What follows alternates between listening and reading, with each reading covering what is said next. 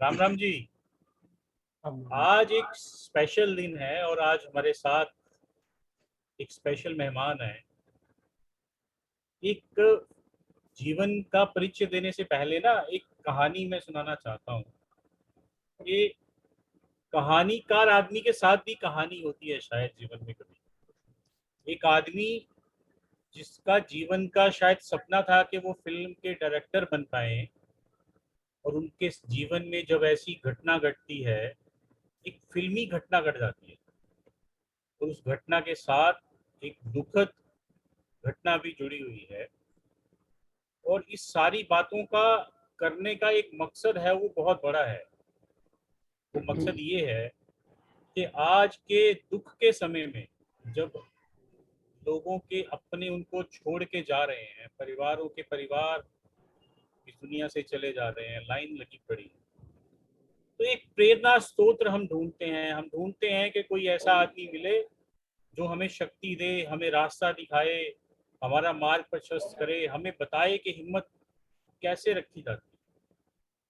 इन सब बातों के बारे में हम चर्चा करेंगे। हमारे साथ चरणजीत कुमार शर्मा जी हैं। राम राम जी।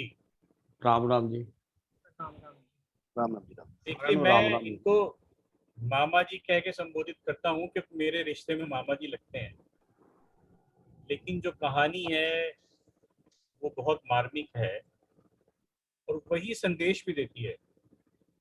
और हमें प्रेरणा संदेश से लेनी है, और कहानी कहनी इसलिए जरूरी है कि उसी से पता लगेगा कि संदेश कितना बड़ा है। मैं कहूंगा उससे पहले मामा जी बताएं, अपने जीवन परिचय दें अपना।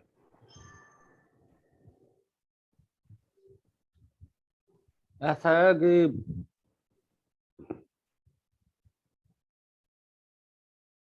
जो हम इस संसार में जिंदगी काटते हैं, तो आज सुबह भी मैं जब उठा था तो एक भजन मेरे कानों में पड़ रहा था। कोई राही बोलता जा रहा था। वो कह रहा था कि मारने वाला भी तू है, बचाने वाला भी तू है। तो फिर हम लोग दूसरों के ऊपर दोष क्यों दें। तो जिंदगी में मैंने स्ट्रगल बहुत किया, बड़े काम किए, थोड़ा ठहराव आया, तो बीच में थोड़ी घटना घट गई। तो मैं अंदर से टूटा नहीं था, बाकी सब टूट चुके थे, परिवार सारा। मतलब कि मेरी वाइफ का भी बहुत बुरा हाल था। तो मैंने एक सोचा, मैंने कहा यार कि ये जो जिंदगी है, मेरे मेरे को जिंदगी के अंदर कोई अगर परमात्मा के जिसको मैंने दर्शन किए, वो तो मेरे पीछे बैठे हैं, हमारे दर्शन दास जी। तो उनके साथ जो मैंने समय बिताया, जो उनसे मैंने कुछ सीखा, तो अभी भी उनसे सीखने की कोशिश करता हूँ। चाहे वो धरती पे नहीं है, लेकिन अभी भी उनके विचार चलते ही हैं, हमारे अंदर भी चलते हैं। अब उन्हीं उन्हीं को अगर देखा जाए तो जीवन जीने का ढंग उन्होंने सिखाया हमें कि जीवन कैसे जियो, कैसे हो। मैं कहता हूँ कि लाख गुरु बोलते हो कि ये करो वो करो, उन्होंने बैठना भी नहीं सिखाया। उन्होंने कहा था पहले तो आप अच्छे इंसान बनो, आप किसी का भला करने की कोशिश करो। अगर आप करोगे तो ये मत उम्मीद रखना कि भाई इसके बदले में मेरे को क्या मिला, कि वो जब देगा तो पता चलेगा, तब आपको उसके बदले क्या मिला, वो तब तुम्हें एहसास होगा। और दूसरी बात ये है कि कहते ना कि गुरु तो हमेशा बहुत होते हैं, कुछ और सिखाता है। एक और मैस्ट्रो है, सुधीर जी भी जानते हैं उनको, कि रजनीश। उनकी बातें भी मेरे अंदर वो जहन करती गई। चाहे उसको लोग हमारा समाज किस नजरिए से देखता है, लेकिन मैं किस नजरिए से देखता हूँ उनको, वो मैं अपने नजरिए से देखता है, बाकी कौन से किस नजरिए से देखता है। तो कभी हम जिंदगी के अंदर ये देखते हैं ना कि ये जो मैं इस कोरोना वायरस के अंदर बाहर पिछली बार भी सामान सुन लेके आता था, मेरे को मना करते, मत जाओ मत जाओ, हम एक दिन नहीं ये खाएंगे तो क्या हो जाएगा, या नहीं, बेटा बोलता था छोटे वाला। मैं कहता यार कुछ नहीं, मेरे को जाने दे। आज भी मेरे अंदर वही है कि जब हम सब कहते हैं कि उसकी मर्जी के बिना पत्ता नहीं हिलेगा, तो उसकी मर्जी के बिना हमें भी कुछ नहीं होगा। जब आना है तो उसने किसी तरीके भी आ जाना है, बहाना कुछ और भी बन सकता है। तो कई बंदे जो इन बातों के ऊपर विश्वास नहीं करते, कहते फिर तुम आत्महत्या कर रहे हो। मैं कह यार आत्महत्या तब, इसमें आत्महत्या कहाँ आ गई है। अब किसी बंदे को, जो बंदे घर से बाहर निकल रहे हैं काम करने के लिए, वो तो करना ही पड़ेगा ना। क्या बच्चों को भूखा मार दोगे क्या घर के अंदर? हाँ जी। तो ऐसे चलता रहा वो, मैं अपनी जिंदगी अपने ढंग से जीता हूँ और अपने बच्चों को भी सिखाता हूँ कि जिंदगी को जीने के लिए ये मत सोचो कि कुछ, मैं कहता हूँ मैंने जो आपको, आपने मेरे को गले के साथ लगाया या मैंने आपको गले के साथ लगाया, ये ना एक दिन बिछड़ना है हम सब ने। ये हमने ये मत सोच लेना कि इनमें से मैं तुम्हारे पास बैठा रहूंगा या तुम बैठे रहोगे। सबने ही परमात्मा, जैसे वो उसने बनाई सृष्टि, उसने एक साइकिल बना दी, तू आगे चलता जा, बस चलता जा, बस वो साइकिल पीछे चलती रहेगी बस। तो अब पता नहीं ये मेरी सोच कैसी है, मेरे को जो भी मिलेगा वो कहेगा आप तो गलत सोचते हो, आप तो गलत सोचते हो। वही बात ठीक है, चलो मैं गलत सोचता हूँ, लेकिन मैं अपने तक ही सोचता हूँ, मैं किसी को मत बोलता हूँ कि इस बातों से प्रेरित मत होना। जिस दिन तुम्हारी सोच काम करेगी, तुम सोचोगे कि ये चीजें है ही साली बेकार है ये। हाँ जी। अब जो मेरे साथ इंसिडेंट हुआ था मेरे बेटे के साथ, वो महज ये अपने अमरीक सिंह के जी के बेटे ना, ये बिट्टू जी, हाँ जी, ये भी उसी दुखद घटना वाले हैं ये। बिल्कुल बिल्कुल उनका भी दुख वही है जी, बिल्कुल ठीक है। दुख वही है, लेकिन जो दुख को समझ गया ना, उसका दुख कुछ नहीं बिगाड़ पाएगा। बाकी जो दुख के साथ ही, अब मैं तो उस बेटे की अपनी फोटो नहीं देख सकता हूँ आज तक, लेकिन अब मैंने कहा लाओ यार फोटो मैं देखता हूँ यार अब। क्योंकि मेरा जीवन के अंदर सबसे ज्यादा प्यार अपनी माँ के साथ था। मेरी माँ भी चली गई 2002 में। तो जो 2 साल मैंने काटे ना, वो मेरे बेटे ने मेरे को बचाया। उस टाइम मेरे को इतना नहीं था, मैं क्या सोचता था यार ये कैसे हो गया, अभी 2 साल पहले ठीक थी, यकदम बीमारी लगी, यकदम चली गई। और मेरी माँ बहुत अच्छी थी बेचारी, बोलती थी, कहती पुत्र सबने जाना है बेटा, बस बात खत्म है। ये सारी दुनिया बोलती, हम भी कहते हैं, लेकिन फिर जाने का हमें दुख भी होता है, क्यों गया, बस वही जिंदगी चलती रहती है। बाकी बाकी और मैं कुछ क्या बताऊं। कोई है क्वेश्चन तो महाराज जी के बारे है तो पूछ सकते हो। बड़े महाराज जी को, अगर ये करण जी जानते हो बड़े महाराज जी को, राजेश मल्होत्रा जी तो सेवा करते हैं, ये त्रिलोचन महाराज जी को जानते हैं, तो स्थान तो महाराज जी का ही है। मैं त्रिलोचन महाराज जी के साथ बहुत रहा हूँ साथ, उनके फादर साहब के साथ ही बहुत रहा हूँ। अब मैं कोई 2008 के बाद घर पे बैठ गया वो आराम से। बस जिंदगी भाग दौड़ की नहीं होनी चाहिए, जिंदगी के अंदर कई आदमी बैठ के विचारक विचारक भी होना चाहिए। और विचारक भी ऐसा होना चाहिए जो विचार के साथ विचार को समझता हो। ठीक है ना? विचार, ठीक है। जो गुरु महाराज जी ने विचार दिया है, अगर वो उस विचार को हमने पढ़ ही लिया, सुन ही लिया, तो फिर सुना सुनाया तो फिर सब ऐसे ही रह जाता है। रट्टा ही मार लिया। हाँ, फिर आप उसके ऊपर विचार करोगे तो आपको दही रिड़कोगे फिर मक्खन मिलेगा। नहीं तो वो दही रह जाएगा। वो उसे आपने उसमें से मक्खन निकालना है जो आपके जीवन के साथ चलने वाला सूत्र बने। महाराज जी की कई घटनाएं हैं, कई ऐसे किस्से हैं जिससे उन्होंने, खैर संत महात्मा कोई अपना परिमाण तो देते नहीं है कि मैं ही हूं, लेकिन आदमी आगे वाला देखता है कि यही है, बिल्कुल। वो उनके विचारों के साथ। एक, अगर तुम्हारा मैं ज्यादा टाइम ना लूं, अगर सुधीर जी एक साखी सुना सकता हूँ बड़े बड़े महाराज जी की। हाँ जी बिल्कुल, जी आप जी बिल्कुल, खोल सुनाओ के जी। सुनाइए, आज सुनाइए खुला जी। समय है हमारे पास। सुनाइए जी, सुनाइए, हम सुनने के लिए बैठे हैं। एक बार ना बड़े महाराज जी, देखो हम लोगों को संत पहचानने का, महाराज जी बड़े बोलते थे कि गुरु धारण करो, पर कोई सच्चा गुरु धारणा करना, उसे पहले ठोक बजा के देख लेना।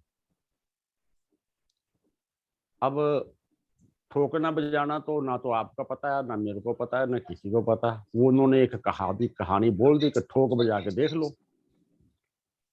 और ठोकने बजाने का यही था कि जांच कर लो कि अपने उसके विचारों के साथ कि ये बंदा सही है जिसको मैं गुरु धारण कर रहा हूँ, या ऐसे हवाइयां कर रहा है। फिर कोई सामने वाला गुरु दिमाग से अंधा ही हो तो तुम्हें फिर क्या रास्ता दिखाएगा वो।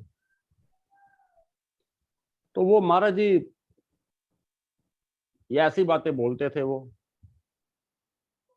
कोई 15 साल पहले मेरे को रात को ना, मैं कोई कथा सुन रहा था, तो कथा सुनते सुनते उन्होंने बोला कि पूर्ण गुरु के अंदर 6 लक्षण होते हैं, लक्षण उसकी, वो कि पूर्ण संत है वो। ना पहचान। कि वो संत होता है कि जो किसी को ठीक कर देता है या वो कर देता है। संत महात्मा का ये मोटिव होता ही नहीं किसी को ठीक करना। वो आई मौज तो उन्होंने कर एग्री दिया, चलो अभी हो गया। Agree agree agree.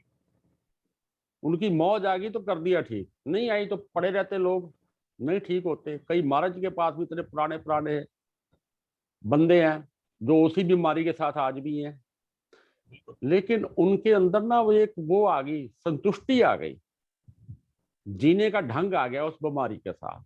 वो आज भी उस बीमारी के साथ ही हैं वो, लेकिन विचारक अच्छे हुए, वो विचारधारा अच्छी है, उनका रोग नहीं गया। उस रोग को ठीक करने के लिए आए, संतों ने नहीं काटा रोग, लेकिन रोग से लड़ने के लिए उनके अंदर हिम्मत दे दी। ताकत होती वो रोग के साथ समझौता करके चल गए। जो कहते हैं अपनी बीमारी के साथ समझौता कर जाता है वो लंबा जी जाता है।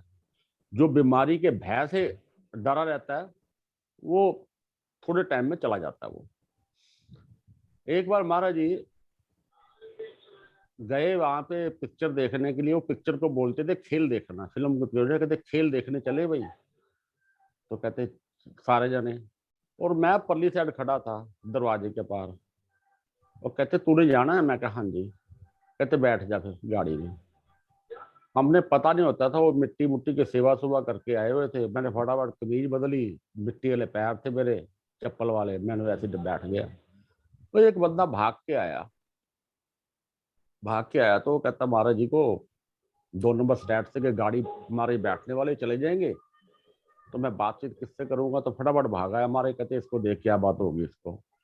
वो आया, कहता महाराज जी मेरे को थोड़े पैसे दे दो, क्योंकि मेरे घर के अंदर ना रोटी पानी 2-3 दिन से मेरी दिहाड़ियां नहीं लगी। दिहाड़ीदार था, मिस्त्री होगा, तो मेरे को थोड़े पैसे दे दो।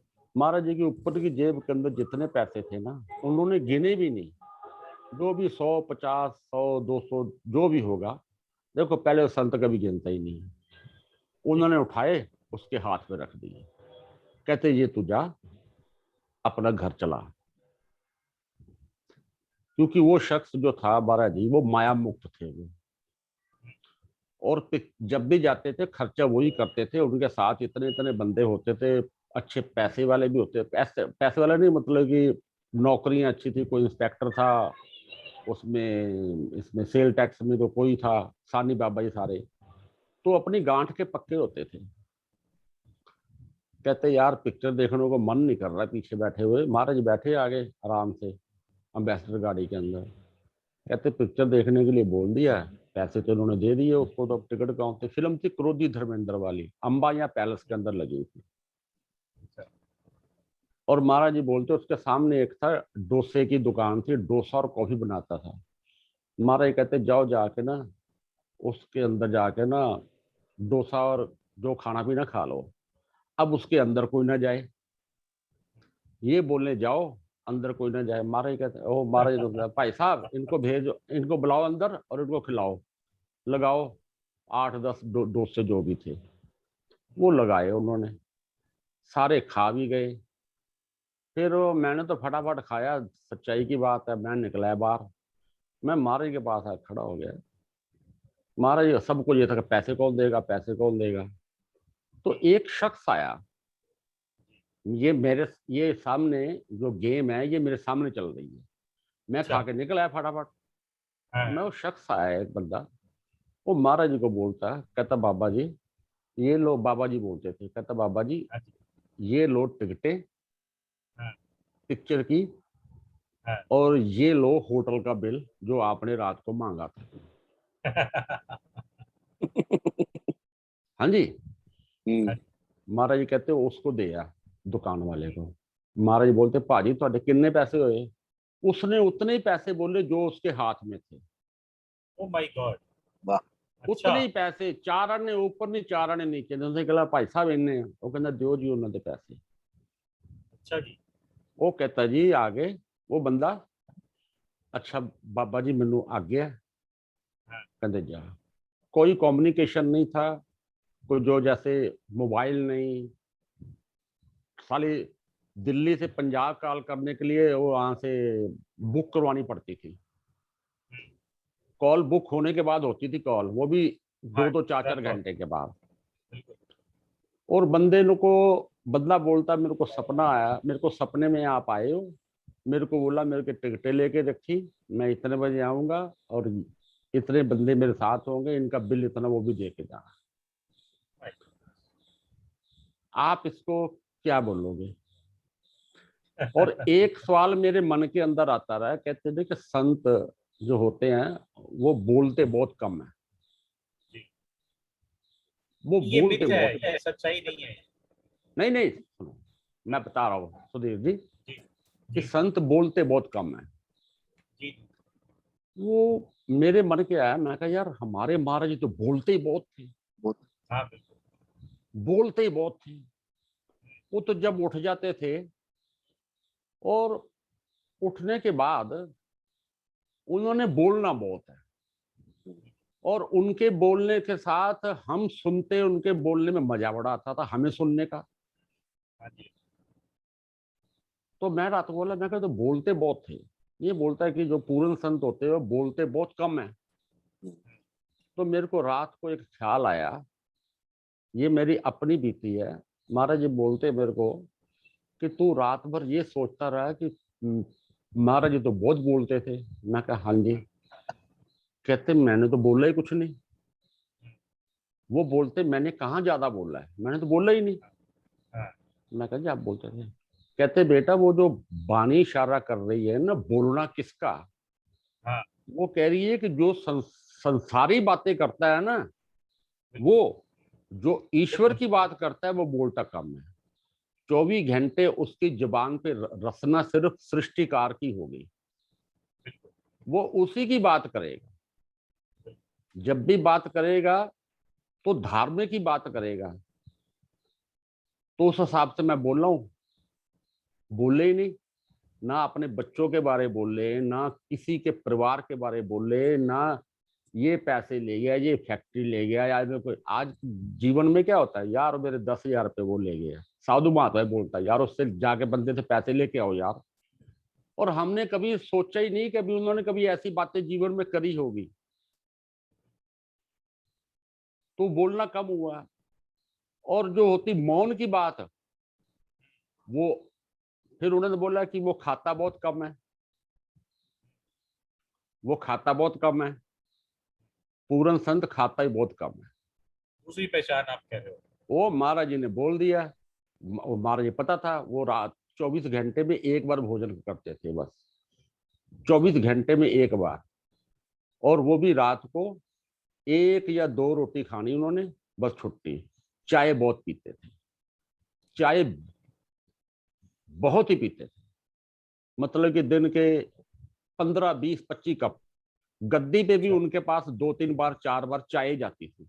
मैं भी कई बार ले गद्दी में भी चाय, चाय ले आओ जाके। चाय पीते थे बस वो। बहुत सारे सत्संगों में उन्होंने चाय का जिक्र किया है और चाय का गिलास पकड़ के भी लोगों से बातचीत की है। हाँ, और चाय वो स्टील के गिलास में पीते थे वो, हाँ, ढका होता हमारे स्टील के घर में गिलास, भी। जी। स्टील के गिलास में चाय पीनी। फिर हाँ। उसने बोला था कि वो सोता बहुत कम है। ये मेरा अपना पर्सनल ज्ञान था उनके साथ, जी। वो वाकई सोते ही नहीं थे वो। मैंने देखा उनको, जिस इंसान को हम लेटा लेटा देखते हैं सोया हुआ है, हाँ। वो महाराज जी कभी सोए नहीं होते थे। क्योंकि मेरे को उनके चरणों की सेवा बड़ी मेरे को मिली कि मेरे पैर दबा, और महारानी जी को बोलते थे जा उसको उठा के ला, चन्नी को। मैं भी 3 बजे, वो सोने के लिए गए हैं 3:30 बजे, 3:30 बजे मैं अपने रूम में आया हूँ। अभी मैं आके लेटा ही हूँ रजाई लेके, और साथ मेरे एक बिट्टा होता है, मेरा दोस्त होता था, वो सोता था परली चारपाई पे। तो महारानी जी ने मेरे को बोलना है कि चन्नी तेन मारे ही बुला रहे हैं, ऐसे फटाफट निकल जाना। मैं अंदर जाके ना उनके, ऐसे बेड ऊंचा होता था, बेड पे तो नहीं बैठते थे, लेकिन जमीन पे बैठ के ना उनके पाँव दबाते थे। पाँव भी कैसे दबाना, जरा सा तेज नहीं दबाना, जस्ट हल्का सा। उन्होंने एक टांग ऐसे रखी थी, उन्होंने खुद ही अपने, जैसे मेरे को नींद आ जानी ना, उनके बेड के ऊपर मैंने सर रख के, नींद आ गई मेरे को 6 बजे 7 बजे, तो उन्होंने दूसरे पैर से ना मेरे हाथ पे मारा है, रुक क्यों गया है, दबाना। तो मैंने नोटिस किया कि एक तो उनका जो पैर का अंगूठा होता था, वो वाइब्रेट करता था हमेशा, ऐसे ऐसे, जैसे ऐसे ऐसे करना ना, ऐसे ऐसे पैर का अंगूठा। दूसरा, कभी उन्होंने सीधा होना है ना, तो आंखों की पुतलियां भी ऐसे ऐसे करनी, दोनों, कि जैसे कोई जागा आदमी होता है, आधी आंखें खुली होती है, और ऊपर से पलक हिलती रहनी। और मैंने कहा, मेरे को कहते अब तू जा, पैर से इशारा कर दिया जा। मैं जैसे ही जाने लगा तो मेरे मन में आया, मैं कहा जब सोए हुए हैं ये मैं ले जाता हूँ, कुछ चीज थी, मैं लेके जाने लगा तो मेरे को बोलते पूरा डब्बा ले जा, सोए हुए तेरे काम आएगा। मैं एकदम छोड़ गया वहां पर। मैंने कर दी वो कुछ, मेरी बात है, सुधीर को पता उस बात का, तो हमें आदत थी उस चीज की, तो वो मेरे को बोलते ले जा। मैं कह नहीं। फिर सुबह उठे, कहते तेरे पास है नहीं वो। मैं कह है, है नहीं। मैं कह, तो कहते चल जा मैं तेरे को देता हूँ। सोने का मसला भी खत्म हो गया, वो शख्स सोता ही नहीं था। वो रात को भी सोते हुए तो ऐसे इशारे करते थे, जैसे वो ऐसे ऐसे, हाथ से ऐसे, हाथ से ऐसे कर देना, पता नहीं क्या करते थे। और ये हमें बाद में पता चला था, कहते ये परसों रात को किसी का रेडिएटर खुल गया था, तो रेडिएटर का पानी उसके पेट पे पड़ गया था। पड़ना ज्यादा था, वो हाथ से उन्होंने अपने इशारे से ऐसे कर दिया कि वो थोड़ा सा पानी पड़ा उसे। तो मेरे को ध्यान में आ गया, मैं कहा रात को तो ये ऐसे ही करते रहे, अपने पेट के ऊपर ही ऐसे करते रहे, ऐसे करके ऐसे ऐसे ऐसे करते रहे। तो मैंने बोला, मैं कहा कहाँ की बात है? कहता फगवाड़ा के पास हुआ था। गाड़ी एकदम गर्म हो गई और हमने बोनट खोला। बोनट खोला तो हम खोलने लगे, तो अचानक हमारे दिमाग में आ गया कि बोनट अभी ना खोला जाए, बचन ड्राइवर ही था। तो मैंने गाड़ी ठंडी हो खोली तो गाड़ी गर्म थी, बस पानी वही भवाका पड़ा है। कहता पहले खोलने वाला था, मेरे थोड़ा पड़ा। तो संत महात्मा सोते हुए भी काम काम करते हैं, वो सोते भी नहीं है। वो सोते पता नहीं क्या प्रभु के साथ किस अवस्था में रहते हैं वो, उनका नहीं। और दूसरी बात है कि ये तो खैर बातें आ गई उनके जीवन की। जीवन में कई ऐसी बातें थी कि उनसे बड़े बड़े लोग भी जो थे ना, ये कसीटाराम बाबा जी वगैरह, बलवंत बाबा जी, ये कसीटाराम बाबा जी मेरे साथ वाले रूम में रहते थे। छोटा सा रूम था इनका। आज भी मेरे को बोलते हैं, कहते हैं यार मैं तेरा पड़ोसी रहा हूँ। इनकी ये गद्दी भुगताते थे, महाराज बैठे होते थे बाहर अंदर ऑफिस में, और इतनी इतनी रात भर 4-4 बजे तक सिर्फ आध्यात्मिक ही बात चलनी है, यहाँ तो भजन कीर्तन, यहाँ कोई साखी। एक घटना ऐसी थी, आज महाराज जी मनाते हैं ना ये जो कृष्ण लीला और कृष्ण अष्टमी, वो बड़ी धूमधाम से मनाते हैं, झांकियां निकाल के। ये मेरे सामने का एक वाक्य था, महाराज दर्शन दास जी ने मनाई थी वो कृष्ण अष्टमी। तो एक बंदा था पहलवान, उसे बोलते यार तू लिखता है ना कुछ? कहता हाँ। कहते आज कृष्ण अष्टमी है तो उसके ऊपर थोड़ा भजन लिख, कृष्ण जी के रात को बोलेंगे। रात को वो 7 बजे बैठ के छैने और लेके और साथ लगवा दिया। एक बंदा था नानक, जो नानक चंद जिसका नाम था, वो कलकत्ता से आया था, शेफ था वो, वाइफ और दोनों आए थे। तो उसे बोलते यार तू ना आज ये जो बंदे मेरे पास 40-50-100 बंदा है, तो इनके लिए ना आज मक्की और उसकी रोटी तंदूर की और चने की दाल बना ले। वो कहता महाराज जी तंदूर कहाँ से आएगा? वो कहता तंदूर महाराज तंदूर भी ले आते हैं। तंदूर भी मंगवा लिया। अब वो तंदूर की रोटी और इधर भजन कीर्तन चालू हो गया। गर्मी भी बड़ी बेतहाशा पड़ रही थी। और जो रामायण भवन जो महाराज जी ने गिराया हुआ ना, जिसपे पहली जन्माष्टमी उन्होंने मनाई थी, वो रामायण भवन था उस वक्त। वहीं बैठे महाराज जी लग पे इतनी मूड के ऊपर आगे कृष्ण अष्टमी के ऊपर भजन बोले उन्होंने, बड़ी खुली आवाज में, बड़ा मजा आया। चौंकड़ियां सबकी लगी बड़ी। बाबूजी ठीक रात को 12 बजे, बारिश का कोई मौसम नहीं, बादल गरजे गड़ गड़ गड़ गड़। अच्छा। इतनी जोर से बारिश आई 5 मिनट के अंदर, तो महाराज जी ने आवाज दे दी कि अब कृष्ण महाराज जी ने जन्म ले लिया, अब बंद हो जा, ये बोला। और बारिश उसी वक्त बंद। और बारिश पता वो हमें पता चला है कि वो सिर्फ लोनी डेरे के अंदर ही पड़ी थी, बाहर एक बूंद नहीं पड़ी। अच्छा। वो सिर्फ लोनी दरबार में ही थी बारिश पड़ी।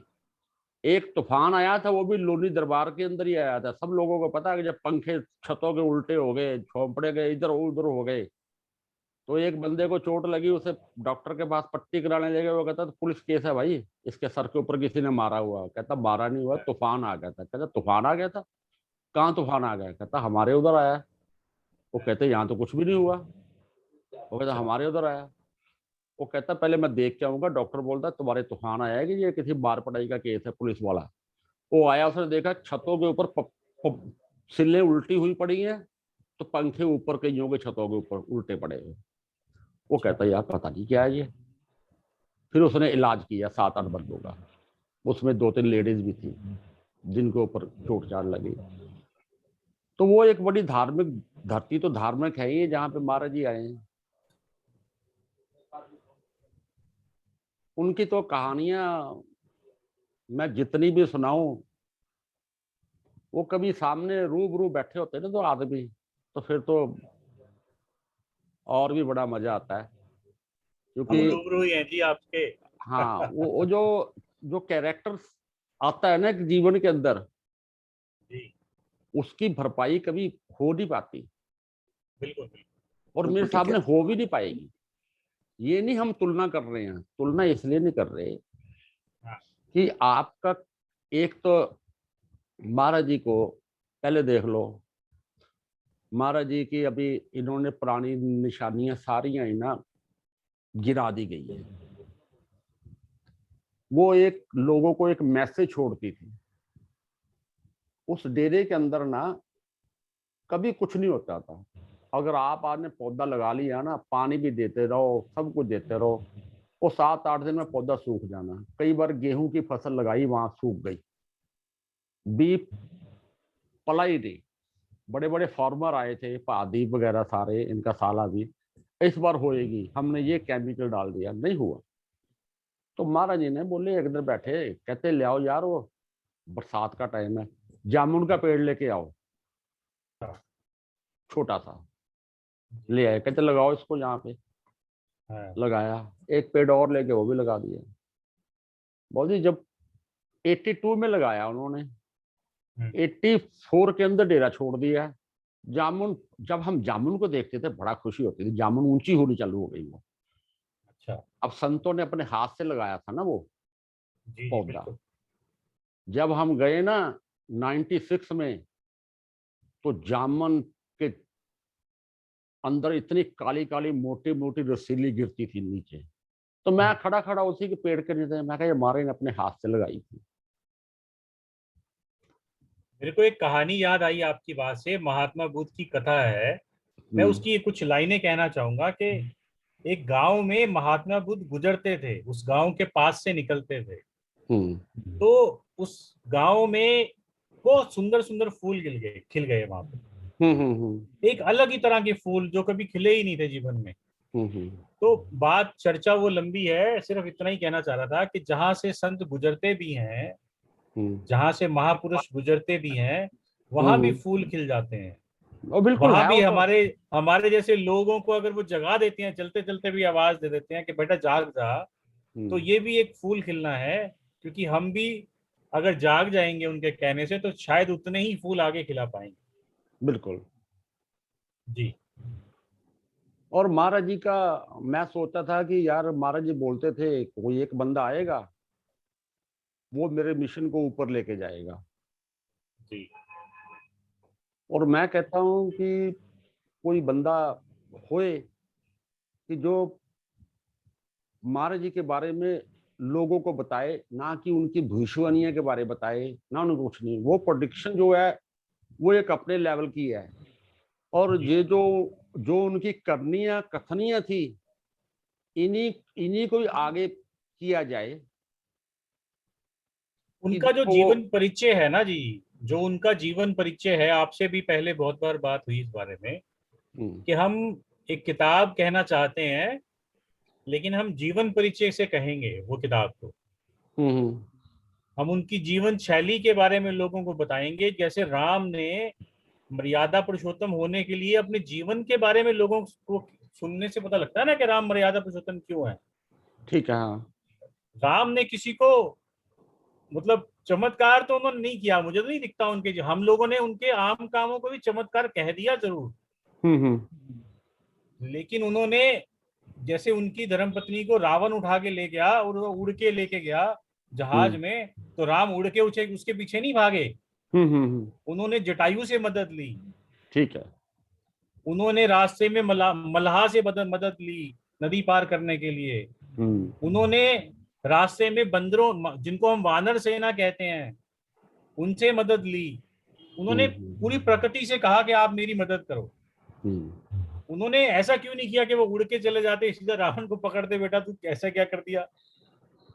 जीवन ठीक है। परिचय जो है वो इंसान को समझाने के लिए, उसका जो जीवन है महापुरुष का, वो हम्म सबसे अच्छा रास्ता दिखा सकता है, मैं समझता हूँ। नहीं और ठीक वही है, बात हम लोग चर्चा भी करते हैं जी।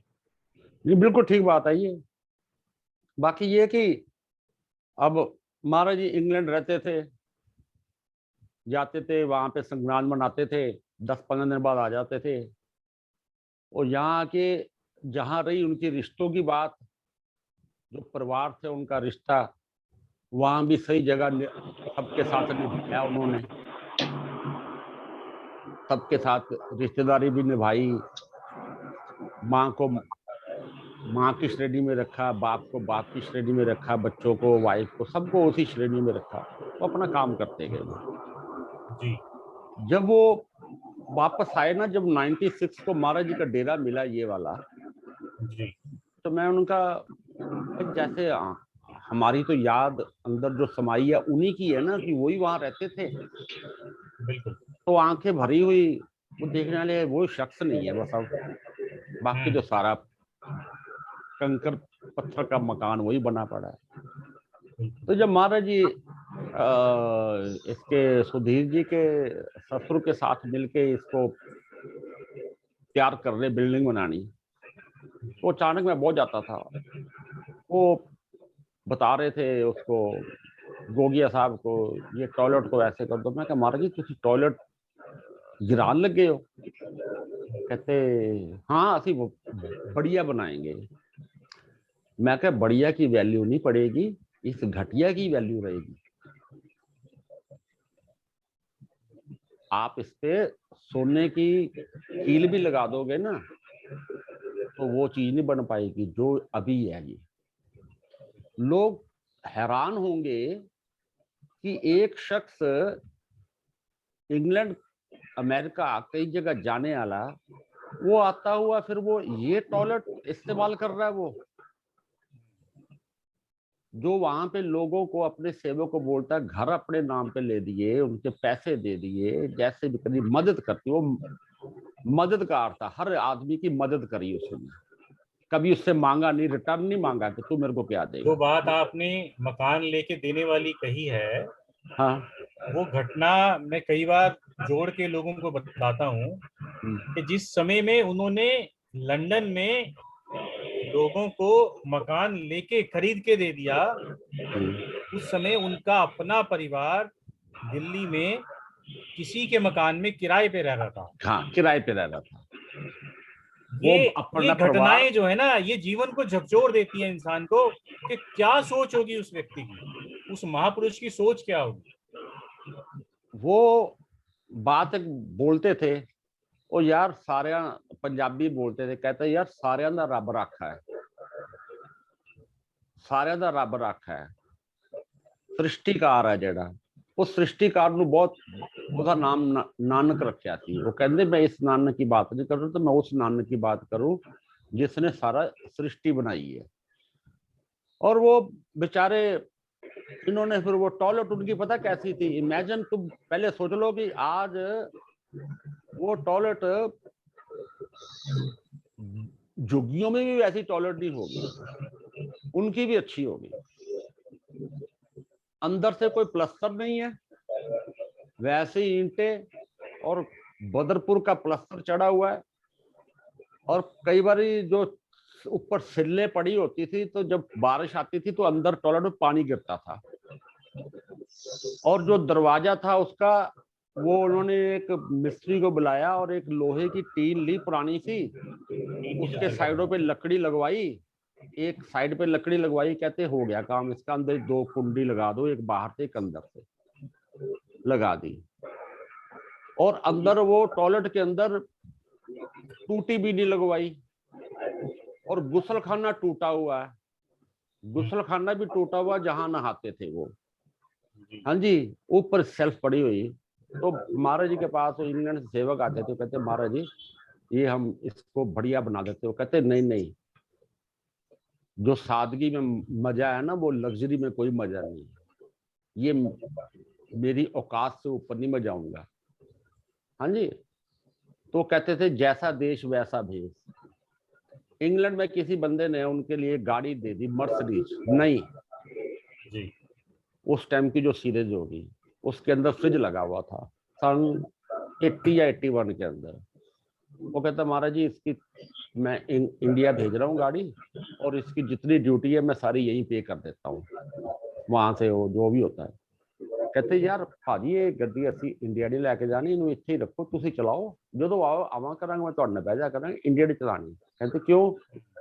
कहते मेरे पास मेरी एक ही गाड़ी है, वो CH 1844, मेरे को वही अच्छी लगती है, मैं उसी में बैठूंगा। उन्होंने बड़ा जोर लगाया। देखो 330% वो ड्यूटी लगती थी, वो भी देने के लिए तैयार थे। वो है होगी 7-8 लाख रुपए की गाड़ी, आज होगी तो कम से कम 2 करोड़ रुपए की गाड़ी होगी वो। लेकिन अगर वो लालची होते, वो ले आते, लेके आने के बाद 6 महीने के बाद उसको बेच देते, पैसा अपनी जेब में डाल सकते थे। होता तो यही लोग है, जैसे ही करते हैं ना। लेकिन नहीं, जो आदमी एक अंदर से, जिसे अंदर एक भूख ही नहीं है, वो कहता वही रहने दे, मेरे लिए तो CH ही है। पप्पी भैन जी इंग्लैंड वाले पल्ली भाजी दी सिस्टर, उन्होंने महाराज जी को बोला कि चलो महाराज जी तुम CH रखो, एक नई गाड़ी ले लो, एम्बेसडर ही ले लो। वो कहते नहीं नहीं नहीं, आप एम्बेसडर गाड़ी लो। वो अपनी सिस्टर मानते तो उसका कहना मान लिया, गाड़ी ले ली। उस गाड़ी में एक दिन ही बैठे, सिर्फ छोटा सा राउंड मारा, कहते यार मेरे को मजा नहीं आया, मैं CH में बैठूंगा, तुम इस गाड़ी में चले जाओ। आते ही किसी सेवक ने बोल दिया कि जे बाबा जी मेरे को गाड़ी दे दो, जितने पैसे लगे ले लो। उस टाइम 80,000 रुपए की थी। कहते चल ठीक है तू दे दे, मान सिंह पैसे मान सिंह दे देना। ठीक है, उसने दिया। मान सिंह को 25,000 रुपये आया। कहता बाकी जो 55 या 50,000 मैं आपको बाद में दूंगा। कहता ठीक है। तो मान सिंह ने बोला महाराज जी 2 महीने हो गए मैं उससे पैसे ले आऊं। कहते जा ले आ। जब मान सिंह पैसे लेने के लिए गया, साथ में इसके गया था ये अशोक कुमार, वो वाला लंदन वाला। वो बोलता मान सिंह को धक्का मार के बाहर निकल जा गाड़ी से, हाथ मत लगाइयो, अपने बाबा को बोल दे पैसे भी नहीं मिलने अब। तो महाराज जी को आगे उसने बोला मान सिंह ने, मान सिंह कहता महाराज जी उसने तो ऐसे कर दिया भाई, पैसे भी नहीं दिए। तो महाराज कहते चल कोई गल नहीं, पैसे नहीं हूं लैने तो मंगने वास्ते। उनका जा रहा तेरा भला करे, छोड़ दिए पैसे। आज की डेट के अंदर किसी महात्मा के पैसे रखे हो ना तो 2 दिन में निकलवाना जानता है वो। लेकिन वही था वो जो भूल गया। वो कहते जाओ यार। यार एक बात सुनो, एक मिनट राजेश जी, आपके पास कोई चीज पड़ी है, हम संसारी जीव हैं, हमसे कोई चीज मांगता है ना कि भाई यार कोई चीज दे दो, तो हम पहले देने से पहले सोचते हैं कि यार दे या ना दे, चलो इसको बहाना लगाते चुका देते। लेकिन वो बहानेबाज नहीं था। किसी ने मांग लिया ये कैमरा शार्प का वीडियो, नए नए वीडियो आए थे 80 के अंदर, मारे कहते ले जा, सामने दे दिया उसे। एक बंदा बोलता कहता ये तो बंदा हमेशा ही मांगने के लिए आता है। वो मांगने के लिए आता था, ये देते थे उसे। ये देने के लिए बैठे थे, ये देने के लिए बैठे हुए थे, ये देते थे। लो भी बड़े बंदों को, कई बंदे, इनमें महाराज जी के दोस्त थे 5। उनमें एक दोस्त मेरा भी चुना हुआ था, उसका नाम था विनोद, जिसकी रिसेंटली डेथ हुई। उसका सारा मिशन ही बड़ी इज्जत मान करता था। वो इन्हीं दोस्तों का, ब्रिज और का दोस्त था, वो ही एक नेक इंसान था बस। बाकी सारे ही ना बंदे बड़े डिफरेंट थे। और उसे भगवान ने दिया भी महाराज जी ने उन सबसे ज्यादा ही। ये सुधीर जी को पता है कितना प्यारा बड़ा सेटअप लगा उसका। हाँ जी, लेकिन महाराज जी को उसने अब एज ए गुरु डील किया है, इन्होंने एज ए फ्रेंड डील किया है। तो गुरु चेले का रिश्ता और दोस्तों का रिश्ता, दोनों में तो फर्क होएगा ही होएगा ना। दोस्त वाला तो ले नहीं पाया, तो गुरु और चेले वाला गुरु से प्राप्त कर गया। हाँ जी। और बहुत जी यहाँ पे कोई दुख दर्द होना ना, उसने सूरत से स्पेशली जहाज में बैठ के आना मियाँ बीवी ने, कोई खुशी का मौका या गमी का मौका, और ऐसे मिलना डाउन टू अर्थ। चाहे मैं हूं, चाहे ये बिट्टू जी हों, ये सबके साथ। लेकिन ऐसे बंदे लाइफ के अंदर कम मिलते हैं। ऐसे ही भारत दर्शन दास जी थे। अगर कोई साला चमड़े का काम करने वाला भी है ना, कोई नॉन वेज की होटल चलाने वाला भी है, उसके घर पे अंदर भी जाके खाना खा लेते थे।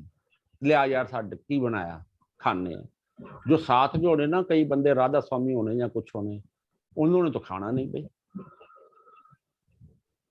उन्होंने नहीं खाना कि इनके घर पे नॉन वेज बनता है, होटल है, सारा कुछ है। वो कहते मेरे को कोई फर्क नहीं पड़ता, लाओ मेरे लिए खाना लाओ। एक तरफ से तो खरोड़े भुने जा रहे हैं, हाँ जी, और एक तरफ उनकी थाली लग रही है रसोई के अंदर। मेरे को किसी बंदे ने बात बताई थी, कहता हमसे तो खाया नहीं गया। और बाबा जी ने खूब छक के 3-4 रोटियां खा ली। कहते यार अब मेरे को भूख बहुत लगी है। कहते आपको, कहते मेरे को कोई फर्क नहीं पड़ता, ये उनको समझाने की बात बता रहे थे वो,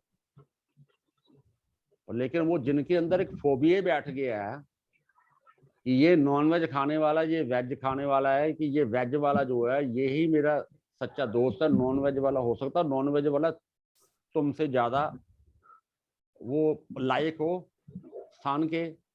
तो मैंने फिर एग्जांपल दी, मैं क्या वो जो सदना कसाई का किस्सा है वो फिर इनको नहीं समझ आया, वो तो हमारे दर्शन दास जी बात बता रहे थे कि सदना कसाई के पास वो इतना इनलाइटेड आदमी था कि वो कभी भी अपने हाथ में तराजू नहीं रखता था, एक हाथ में कहते कुछ परमात्मा का कुछ दिया हुआ पत्थर होता था वो रखता था, और किसी ने मांगा 1 किलो तो पत्थर रखा, तोला, और एक तरफ पत्थर रख दिया और एक तरफ वो रख लिया, उस तराजू को उसी पत्थर के साथ चुनता था, तोल के वो दे देता था।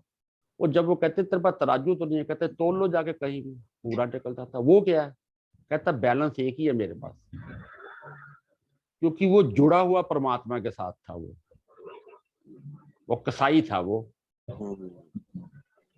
महाराज भी कहानी बताते, सदना कसाई ने भी तो ईश्वर पाया, तो वो तो बकरे काटता ही था, आप उसके बकरे काटने देख रहे हो पर लेकिन उसके अंदर की सोच नहीं देख रहे, अंदर की सोच उसकी कहाँ चली गई है, वो धुन में सारा काम करता था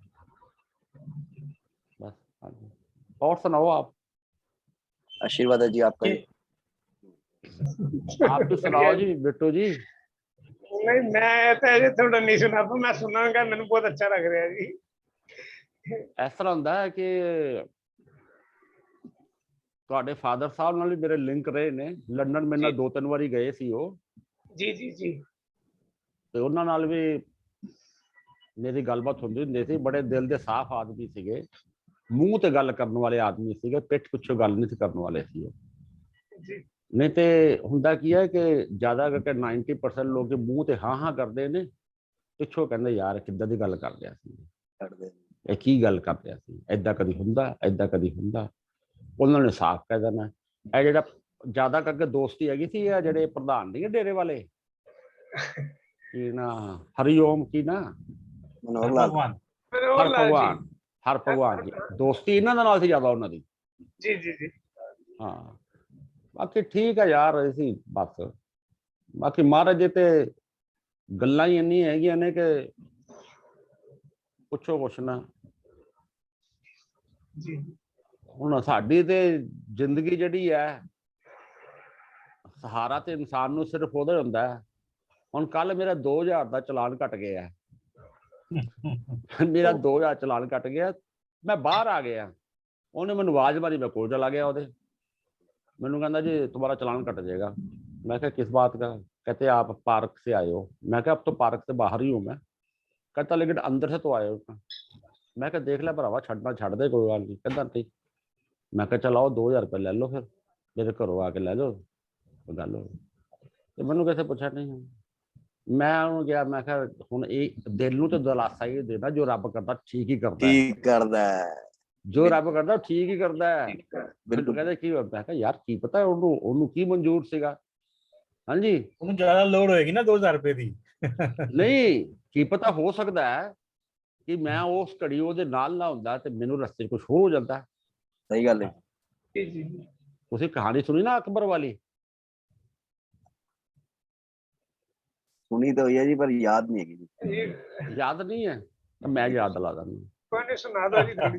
ਅਕਬਰ ਦੀ ਇੱਕ ਵਾਰੀ ਨਾ ਸ਼ਿਕਾਰ ਕਰਦੇ ਆਇਆ, ਉਂਗਲ ਕੱਟੀ ਜਾਂਦੀ ਹੈ ਉਹਦੀ। ਹਾਂਜੀ।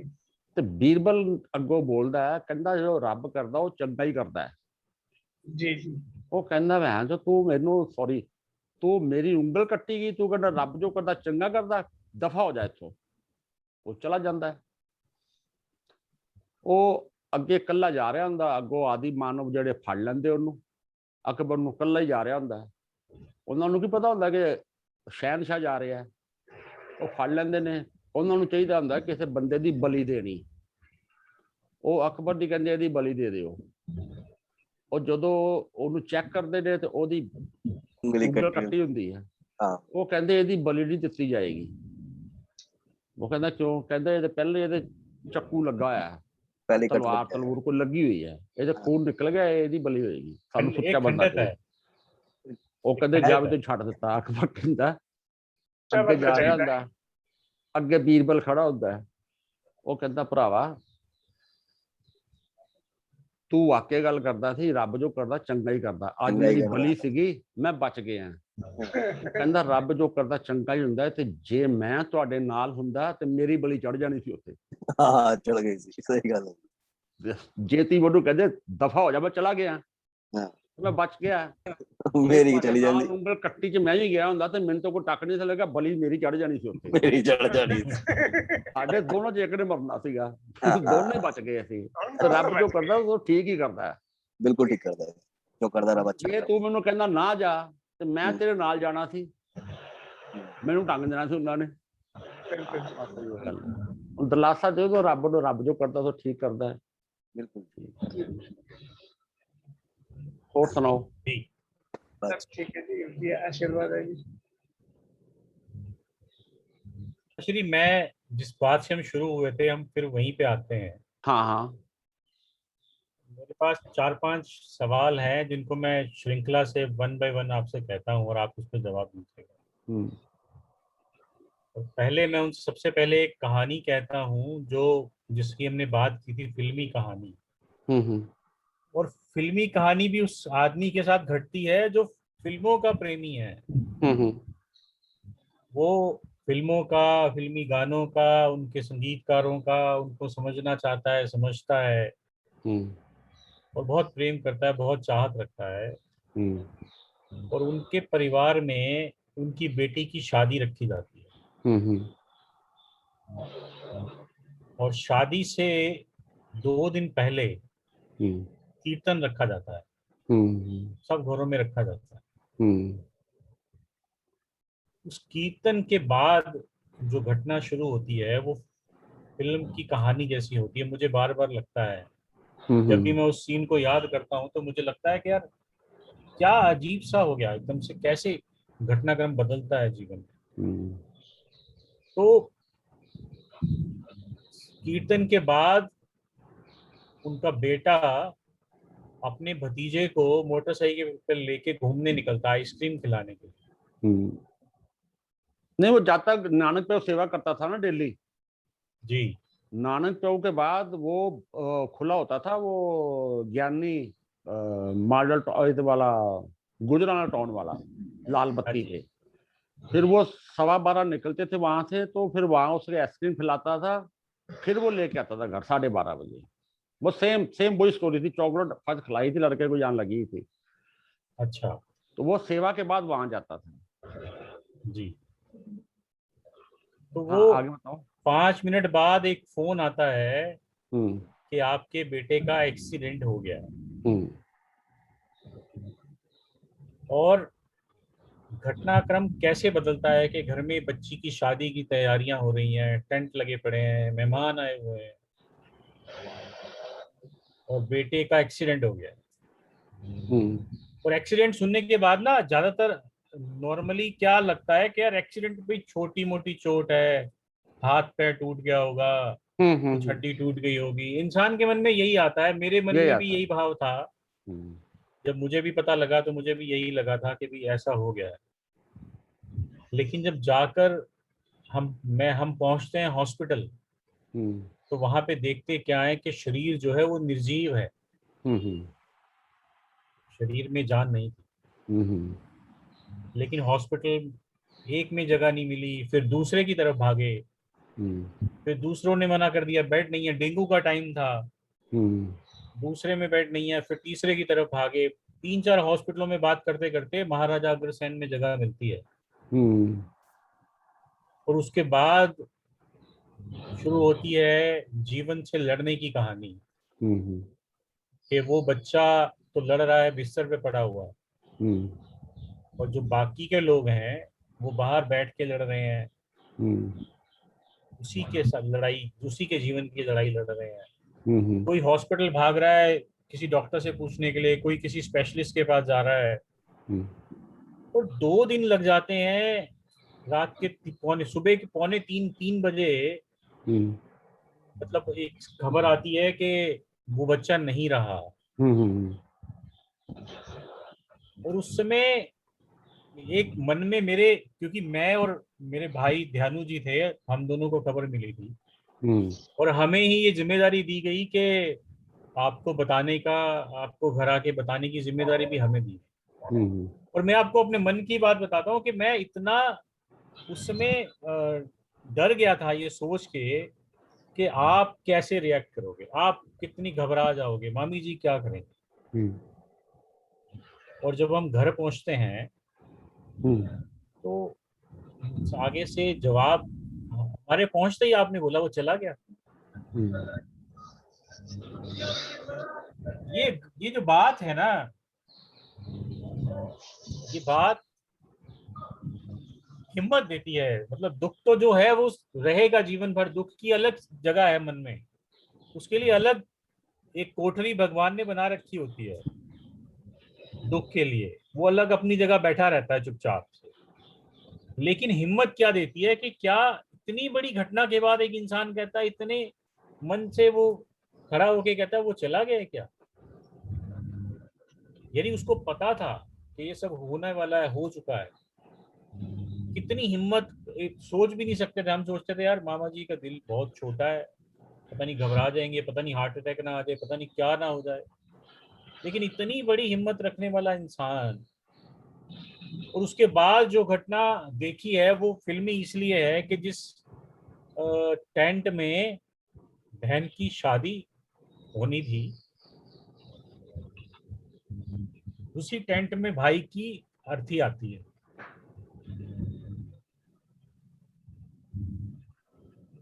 उस स्पॉट पे थे हम। उसी टेंट में, टेंट लगा हुआ था, वो बॉडी उसी टेंट के अंदर आती है, उसी जगह पे आती है। और जो घर में राशन रखा था, इस्तेमाल शादी में होना था, वो राशन हमने खाना बनाया जो लोग आए थे दाह संस्कार में उनको खिलाने के।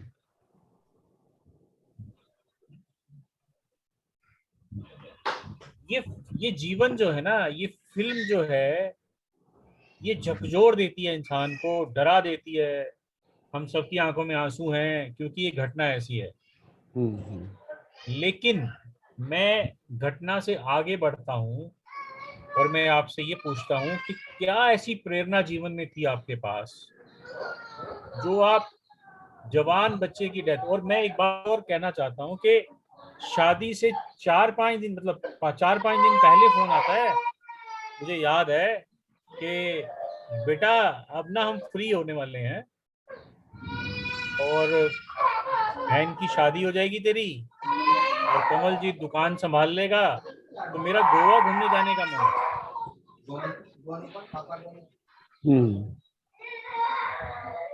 गोवा घूमने जाना चाहता हूँ मैं बिटिया की शादी के बाद।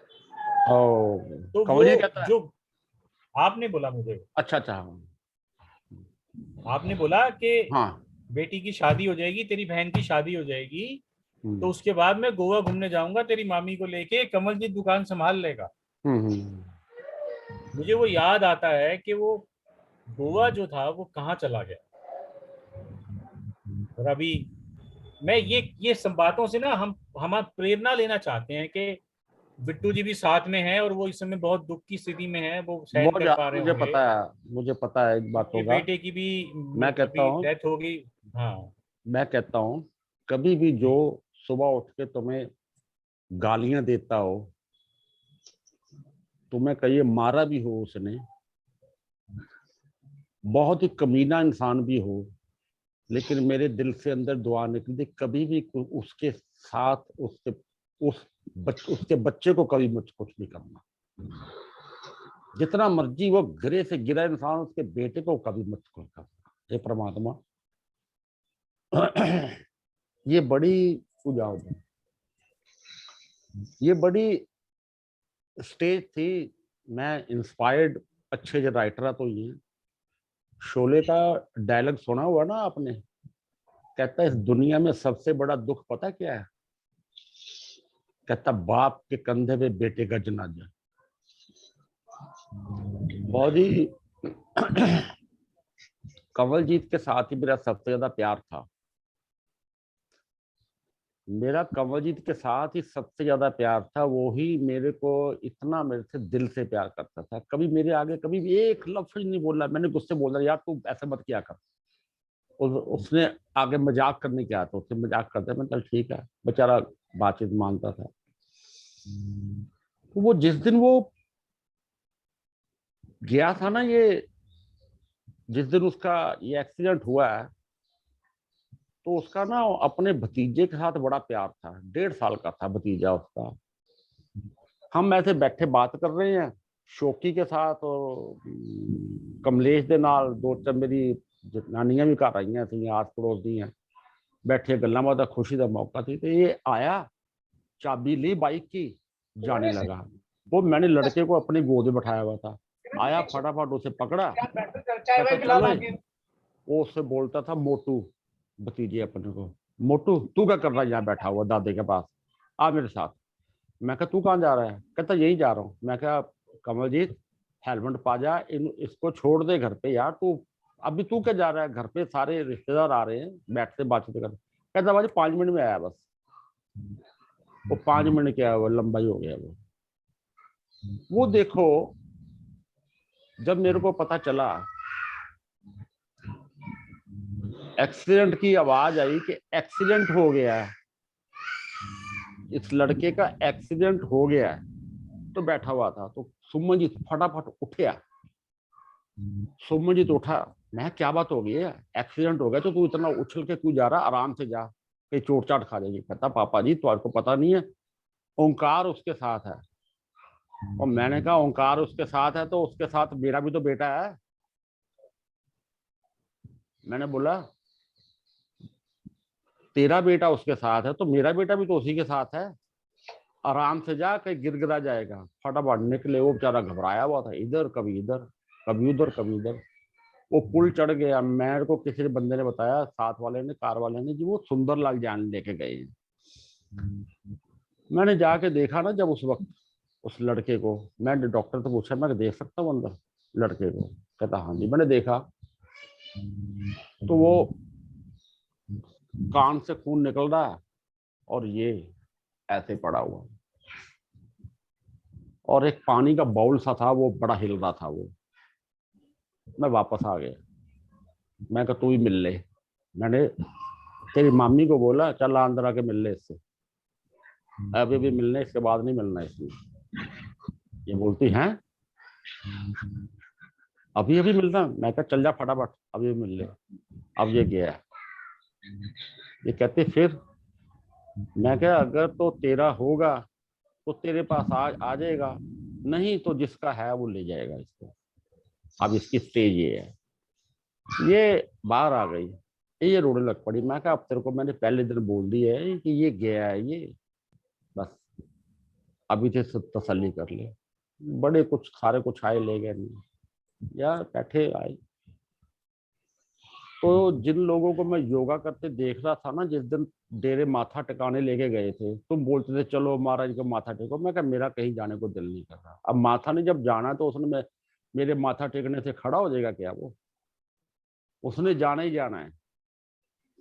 मैं कहा अच्छा ਜਦੋਂ ਤੁਸੀਂ ਲੈ गए ਮੈਨੂੰ ਝਾਨੂ ਦੇ ਨਾਲ ਸਵੇਰੇ सवेरे। वहां पे लोग योगा करते थे डेरे पार्क में। तो मैं कहा देखो ये परमात्मा की क्या विडम्बना है कि लोग एक्सरसाइज कर रहे हैं कि शरीर को कुछ ना हो जाए, और मेरा 6 फुट का लड़का हट्टा कट्टा 25-26 साल का एक ऐसा झटका दे के गया, कहते इसकी जरूरत ही कोई नहीं। हाँ जी, चला गया वो। मैं माथा टेका, चलो वापस आ गए, तुम ले गए थे ध्यान साथ आ गए।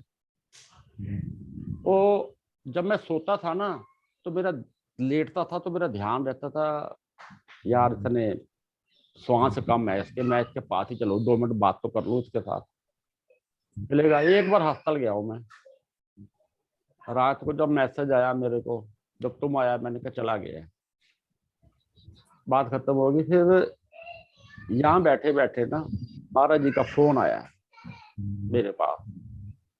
मैं कहा हाँ जी। कहते चाचा जी, चला गया। मैं कोई गल नहीं, चला गया तो फिर क्या हुआ।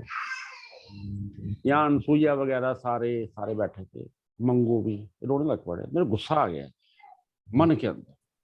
मैं कहा रोना बंद करो, रोवो मत। कहते क्यों? मैं कहा रजनीश ने क्या बोला था जो मैंने सत्संग लगाया था एक दिन। रजनीश ने बोला था, एक ही वर्ड बोला था, तुम यहाँ बसो मत, बसने के इरादे से नहीं आए हो, ये धरती खाली करनी पड़ेगी। दुख है, दुख को काटो, दुख के साथ जीना सीखो। हमारा दर्शनदास से मैसेज ये दिया। रोना किस बात का? वही बोलता है जब जो बंदा किसी को चीज देता है तो लेने का भी हकदार है, वो मांग भी सकता तो मुझे किसी वक्त भी, तो बस वो मिल गया, चुप कर गए वो, ये सारे चुप कर गए। लेकिन फिर रोते रहे, रोते रहो। ये क्या होता है कि अंदर से ना एक, अब देखो दुख तो दुख है, मैं भूलता भी हूँ बीच में। ठीक उससे कोई जाने से 5 दिन पहले मैं बीच में होता हूँ और कंवरजीत मेरे को इधर हाथ से पकड़ता है तो सुम्म जी मेरे को इधर से पकड़ता है। कहता पापा जी गाना सुनाओ एक बहुत बढ़िया सा। मैं क्या सुनाऊं? फिर R.D. बर्मन का, मैं फैन R.D. बर्मन का बहुत जबरदस्त हूँ, या S.D. बर्मन उनका। मैंने गाना बोला, सोचना क्या जो भी होगा देखा जाएगा। मैंने उसे ये गाना सुना है, सोचना क्या जो भी होगा देखा जाएगा, कल के लिए आज रोना रोना, पता नहीं वो आगे क्या लाइन थी, जो भी होगा देखा जाएगा। मैं आज भी जीवन के अंदर जो सच्चाई से दुख बड़ा है, बिट्टू के बेटे का तुमने मेरे को बताया था, मेरे पास इसका नंबर भी नहीं था कि ऐसे ऐसे हो गया। मेरे को पता नहीं लाटू ने बताया था, पता नहीं किसने बताया था ऐसे ऐसे हुआ। मैं कहा यार ये मैनू नहीं समझ आती कि परमात्मा की रचना च की ओदी हिस्ट्री है की है, समझ नहीं आती। गाना ने बना के क्यों बिगाड़ा रे ऊपर वाले, तू दे के खुशियां 4 दिन थी, जो मेरा सुख का टाइम आया मैं घूमना फिरना कामकार नूं अच्छा सीगा, सारा कुछ अच्छा देखता सीगा, बहुत मिलापड़ा सी, मतलब कि बोलन चालन नूं सारी रिश्तेदारी। ये इससे ना आज से 20 साल पहले उसने महारानी जी के हाथ में एक फोन देखा था 20,000 रुपए वाला। मैं किसी बच्चे को फोन नहीं लेके दे रहा था, मेरे को बोलता मेरे को ना वो फोन चाहिए। मैं कहा भाई मेरे पास तो पैसे है सिर्फ 10,000 रुपए, 20,000 का फोन था ना वो। हाँ जी, हाँ जी। मैं कहा मेरे पास सिर्फ 4-5 हजार रुपए, 4-5 हजार वाले ले ले। कहता नहीं मैंने वही लेना है। मैंने कहा अच्छा कैसे होगा फिर? कहता 2-3 हजार मेरे पास भी है, 1,000-1,500 सिस्टर के पास होगा, 1,000-1,500 सुमन जी से ले लूंगा। मैं कहा हो गया 8-9, अब ले ले तू, उधारा ले ले, पैसे मैं चुकता कर दूंगा। उसने फटाफट सुधीर को बुला दिया फोन, सुधीर भैया। ये कहता हाँ कंवर जी क्या? वाह मेरे को ना एक फोन दे दो, वो 20,000 पे 10,000 पापा जी आपको दे देंगे। तूने कहा हाँ कोई बात नहीं, पापा से बात करा मेरे से बात कराई इसने। मैं कहा हाँ तो दे, तो फलानी चीज में पैसे मेरे को ले ले, फिर फोन दे दे। सुधीर घर पे फोन लेके आ गया। वो फोन मैंने उसको लेके दिया, उसके बड़े भाई में कहता था आपने इसको फोन लेके दे दिया, हमें 10,000 का फोन है, 20,000 रुपए। मैं कहा यार अब मैं क्या बताऊं कि वो उसका माथा ही ऐसा था कि अगर कोई चीज मांगता था ना मेरे को देने के लिए भी मना नहीं किया।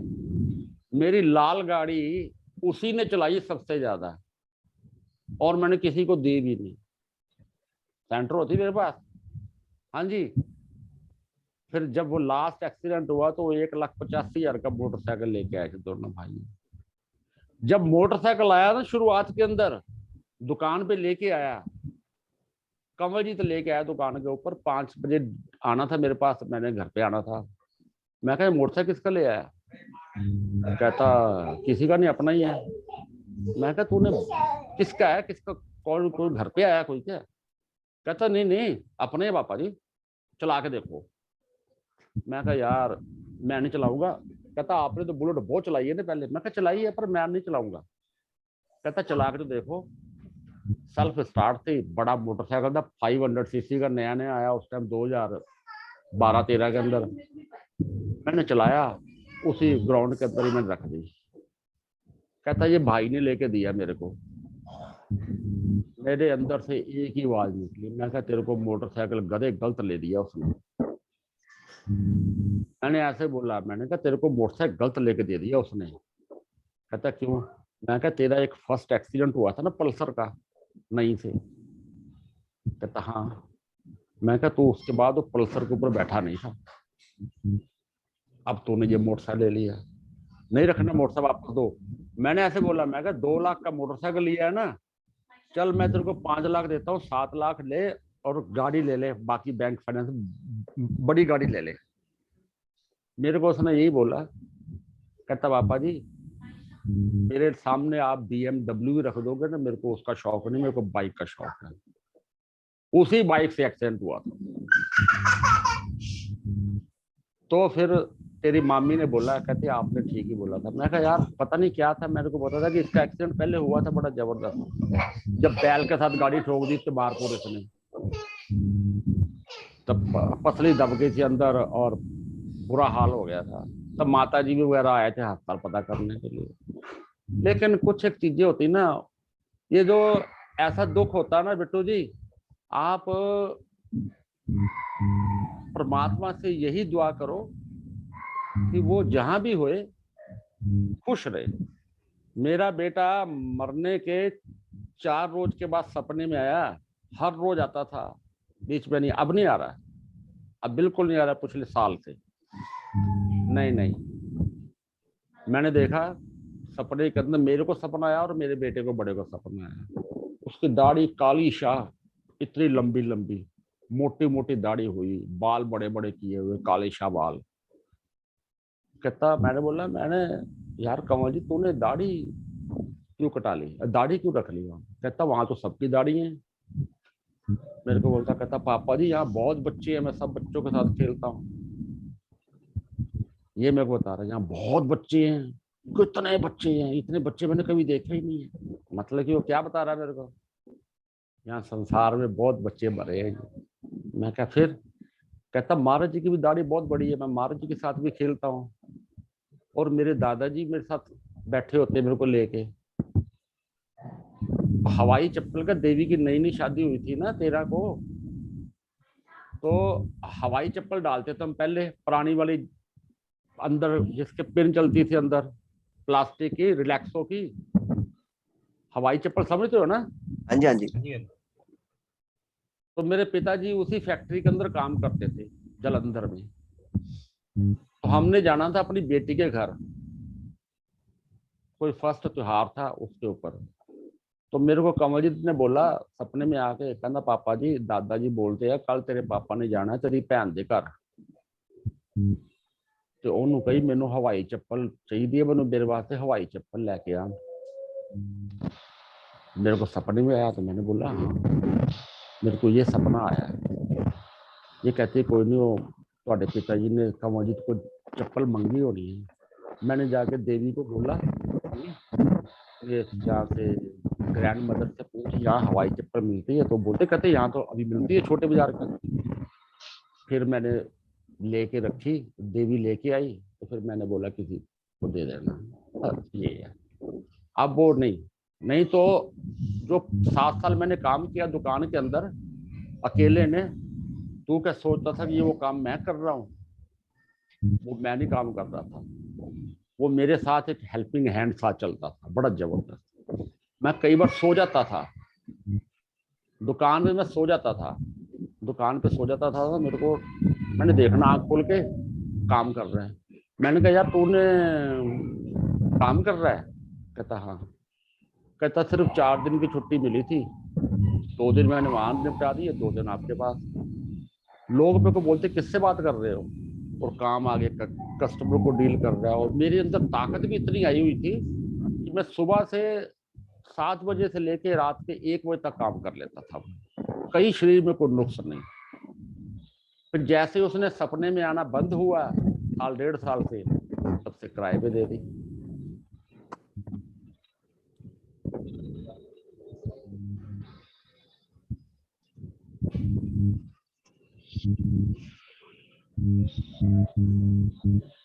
ये जो औलाद है या कोई भी है, ये रचनाएं तो उस परमात्मा की है ना। अगर हम सोचें, लास्ट में तसल्ली दे कि हमारी रचना है, हमारा तो एक बहाना है। इंसान का सिर्फ एक बहाना होता है। क्या मैंने जिंदगी के सूत्र महाराज दर्शन दास जी थे, उनके बच्चे होते हुए भी छोटे छोटे, वो 83 के मिले हुए हैं, 82 के मिले नहीं, उसके बाद मिले नहीं किसी के साथ की। वो मतलब कि उस चीज को ना, वो क्या बोल देना, एक परमात्मा की बात को समझ जाना।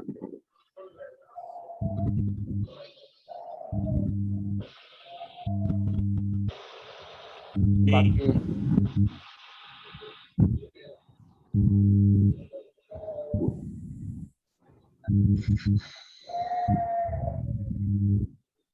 ये जो हिम्मत है जो लोगों को प्रेरणा दे सकती है, वो कैसे मिलती है? प्रेरणा बेटा ऐसा है कि जो इंटरनली ट्रुथ होता है ना, समझा तो बात को। अब बात को ऊपर से पकड़ोगे तो नहीं पकड़ी जाएगी, वो फिर तुम्हारे जैसे दिमाग में आई वो निकल जाएगी। सच्चाई को पकड़ने के लिए, जानने के लिए एक गाने के बोल है, मैं वो तुम्हें सुनाता हूं। बहुत अच्छा गाना है, सारे सुनना, वो सबके लिए है। वहीं से गाना अगर तुम्हें समझ आ गया तो उसके ऊपर, गाने के ऊपर आप नहीं चले तो फिर वो गाना बन के रह जाएगा। वो हिम्मत देने वाला गाना है। अंदर की इंसान को अंदर से ऐसा होना चाहिए। वो गाना ये दर्शाता है कि अंदर से इंसान को ऐसा होना चाहिए। वो कहता, मैं जिंदगी का साथ निभाता चला गया, हर फिक्र को धुएं में उड़ाता चला गया। ठीक है जी बिट्टू जी, हर फिक्र को धुएं में उड़ाता चला गया, जो मिल गया उसी को मुकद्दर समझ लिया, जो खो गया मैं उसको भुलाता चला गया। हम खोने वाली चीज को भुलाते नहीं है, तो मिली है उसको मुकद्दर के साथ जोड़ लेते हैं, लेकिन वो चल जाते, यार मेरे ले गया वो, यार ये कर दिया वो कर दिया उसने, मैंने उसके लिए ये किया, समझ गया, उसने मुकद्दर में छोड़ दी। जो खो गया, कैसे कोई पैसे लेके चला जाए तो अल्लाह जाए, भूल जाओ उसे, जिक्र भी ना करो। ये दिल के, ये इंटरनल ट्रुथ है जो आदमी समझता है।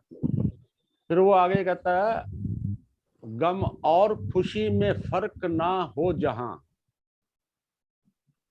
सुधीर जी, गम और खुशी में फर्क ना हो जहां, मैं दिल को उस मुकाम पे लाता चला गया। जहां गम भी वैसा है, खुशी भी वैसी है, मैं दिल नू बया दोनों इको ही कैटेगरी के चीजा ने, दोनों ही, गम और खुशी। गम ठहर जाता है, खुशी आगे निकल जाती है। मैं दिल को उस मकाम पे लाता ही चला गया। फिर अगला शेर हो रहा है, बर्बादियों का जश्न मनाना फजूल था। नहीं, बर्बादियों का गम मनाना फजूल था। जी। आदमी ਨੂੰ बर्बाद हो जाता तो बह जाता ना, यार मेरे नाल क्यों हो गया, यार मेरे नाल क्यों हो गया, मेरे नाल क्यों हो गया, जिस तरह साडे नाल होया जे बिट्टू ने, साडे क्यों हो गया। अगो शायर की बोलता है सुधीर जी जी जी, शायर बोलता है, बर्बादियों का गम मनाना फजूल था, मैं बर्बादियों का जश्न मनाता चला गया। कहंदा बर्बादी नू गम च ना मिलाओ, ਤੁਸੀਂ ਜਸ਼ਨ ਮਨਾਓ ਉਹਦਾ ਵੀ, ਫਿਰ ਦੇਖੋ ਜੀਣਾ ਕਿੱਦਾਂ ਨਹੀਂ ਆਏਗਾ। ਇਹੀ ਗਾਣਾ ਪ੍ਰੇਰਿਤ ਕਰੇਗਾ। ਹੁਣ ਇਹਦੇ ਨਾਲ ਵੱਡੇ तो कोई शब्द भी है नहीं कोई।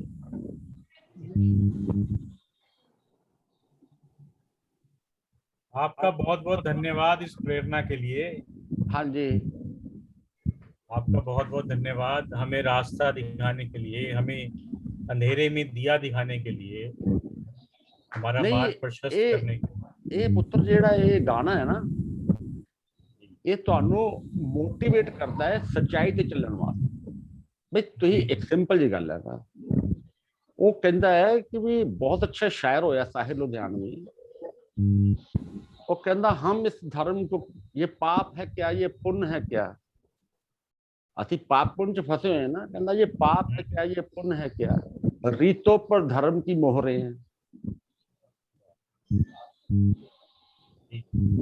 पहले हिंदुओं की कुछ अलग सी, मुसलमान आए उन्होंने अलग थ्योरी रखी, मुसलमानों के विच भी कई धड़े बने उन्होंने अलग रखी, हिंदुओं भी कई धड़े बने उन्होंने अलग रीति रिवाज चलाए, कुछ कंडीशनस लगाती। ऐदा ही साडा दास धर्म आया, भी कंडीशन आ गई।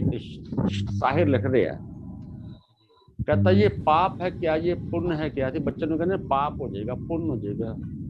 की पाप थे की पुण्य हो जाएगा, ये पाप है क्या, ये पुण्य है क्या, रीतों पर धर्म की मोहरें हैं।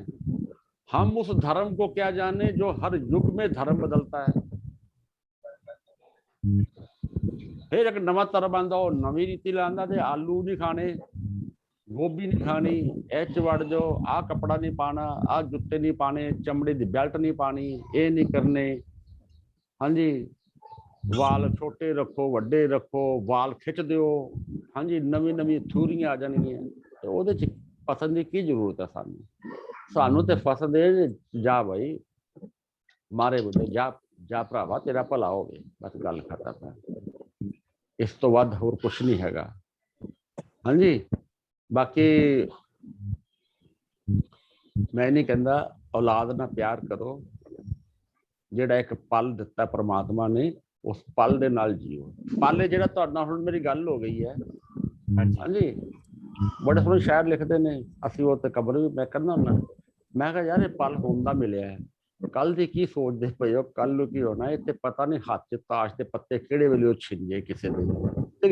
जद पावर ही उहदे कोल है सारा कुछ, ते असीं की करदे पए आ। सानू तो इहने अज च रहण वास्ते दस्सिआ, ते अज च रहो ना फिर। हाँ जी, ये कहानी थोड़ी है आज में रहने वाली, पल च जीने वाली। कभी इंसान जींदा थोड़ी है पल च, वो कल च जींदा है। बिल्कुल, हमेशा आदमी कल च जींदा है, उस पल च नहीं जीता। तो भविष्य में जीता रहता है, वो वर्तमान की भविष्य में तरफ जीता देखता ही है, नहीं है। वर्तमान ही जीता ही जीवन है भविष्य में ऐसे। है। तेरे पास, हमारे पास 25 गज का प्लॉट था। मेरे को लोग बोलते हैं यार तुमने ये कर लो। मैं कहा यार हम बड़े खुश हैं, खुशी के लिए कोई महल नहीं चाहिए। बिल्कुल, जो हमारी अंदर की खुशी है बड़ी डिफरेंट है। बिल्कुल, वो कभी कोई मेरे साथ बैठे तो पता चलते अंदर की खुशी वाला और बाहर की खुशी वाला कैसा होता है। बिल्कुल, जो बाहर की खुशी वाला होगा वो 10 नू 5 दे पहाड़े ना मल्टीप्लाई करेगा या 10 नहीं कर देगा वो। और दूसरा वो होएगा वो 10 का मल्टीप्लाई नहीं करेगा, 10 नू एक खर्च के 9 च लाएगा। वो कहेगा इस खुश है। कभी इंसान कभी जिंदगी च काम का जिन्ना मर्जी हो जाए। देखो जी, मेरे तो पिछों बंदे आए साले 10 दुकाना बना के बैठ गए, मैं इको दुकान ते मस्त रहा, क्योंकि मैं फिर ये कहा कि मैं गाहक 4 ही निपटाने ने। जिथे हो जाएगी ना रोटियां घट पकनियां, शटर थले करके चल जाना, मैं आ जाना ना जी। लोग 11 बजे तक बैठे थे तो मैंने 8 बजे घर आ जाना, शटर नीचे करके। हो गया भी काम साडा, बस रोटी खाओ तो सो जाओ, सवेर देखी जाएगी। संतुष्टि बहुत बड़ी बात है। वो सारी दौलत जहान की देख के भी नहीं मिलती है लोगों को। वही बात है। अब बाकी कैसा होता है कि अब जैसे मैं तेरी बात करता हूँ घर पे, मैं कहा सुधीर अब बड़ा डिफरेंट है वो। ऐसे बात करते, मैं कहा यार अब वो सुधीर वो नहीं है जो आज से 7 साल पहले देख रहे थे, अब ये सुधीर एक नया आया। कहता है मेरे को किसी बंदा, मैं कहा वो सुधीर दूसरा था, ये सुधीर प्रभाकर आया। कहता वो तो पहले भी प्रभाकर था। मैं कहा लेकिन अब प्रभाकर मैंने अब लगाया उसका, वो प्रभाकर है, नॉट है। मैं क्या वो कि तू कहेगा कि रिंकू का भाई है, वो नहीं है, और रिंकू का भाई नहीं है। मैं क्या वो अलग किस्म का इंसान है। तो मैं कहता हूँ जब कोई इंसान अलग तरीके की सोच रखता है, अच्छी सोच रखता है, तो अच्छे लोग याद करते हैं। जब बुरी सोच रखता है तो हम कहते हैं फिर भी तेरे को याद करेंगे यार, कोई नहीं, जिस तरीके मर्जी आ जाए। जब खुली बाहें हैं। महाराज जी बड़ों का एक गाना है, मैं महाराज जी को हमेशा ही डेडिकेट करता हूँ, महाराज दर्शन दास जी के लिए, ओनली महाराज दर्शन दास जी, किसी और के लिए नहीं। वो कहते हैं कि मेरी दुनिया में ना कोई पूरब है ना कोई पश्चिम, महाराज दर्शन दास जी। हिंदू मुस्लिम सिख ईसाई सारे मेरी बामा खुली हैं। मेरी दुनिया में ना कोई पूरब है ना कोई पश्चिम, सारे सिमट आए मेरी बाहों में। सबने प्यार किया उनके साथ, क्योंकि सामने प्यार करने वाला भी तो बराबर था ना। जब सामने प्यार करने वाले बराबर नहीं होगा तो बाहें जितनी मर्जी तुम चौड़ी कर लो, झूठी निकल जाएंगे बंदे अंदर से। ये हमें गले से भी लगाया ना तो झूठ ही पनप रहा है।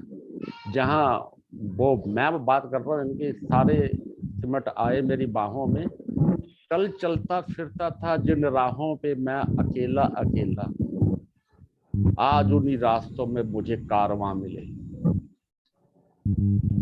फिर उन्होंने कारवां मिले, कितने संगत आई उसी महाराज जी के साथ साथ चलता है। फिर वो कहता है कि महाराज जी की डेथ के बाद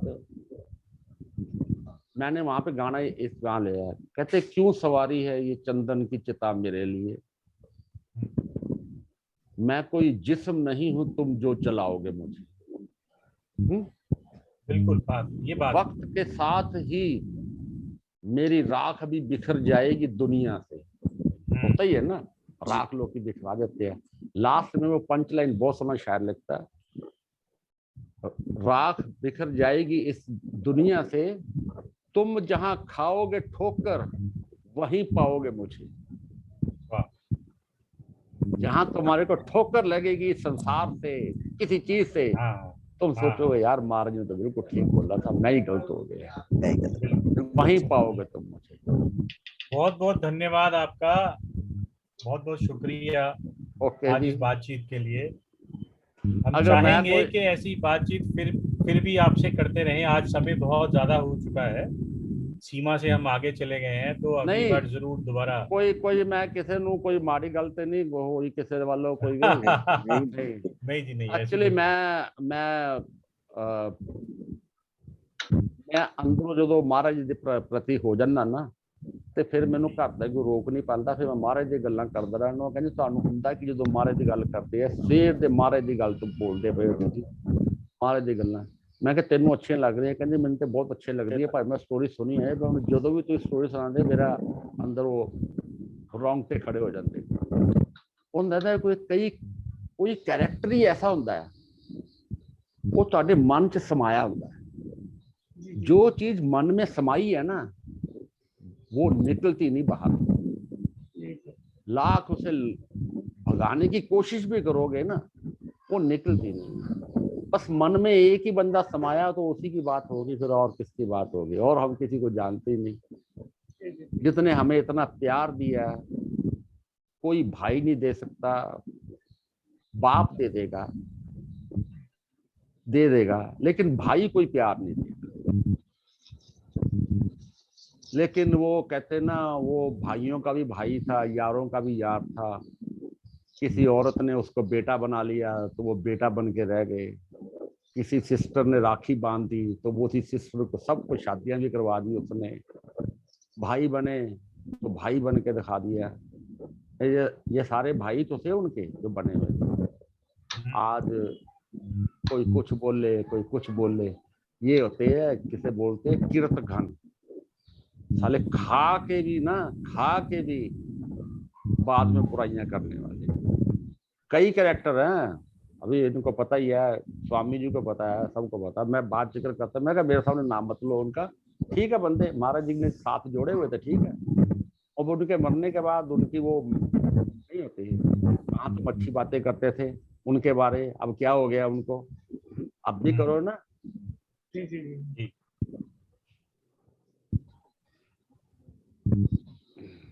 बहुत बहुत धन्यवाद जी आपका। आज का सेशन हम यहीं खत्म करते हैं इसी ओके जी, एंड ओके नोट पे। ओके जी, मैंने फिर अगली बार मिलेंगे। सारा मेरा नमस्कार जी। धन्यवाद, थैंक यू। ओके जी, okay Bittu ji, okay okay जी राजेश।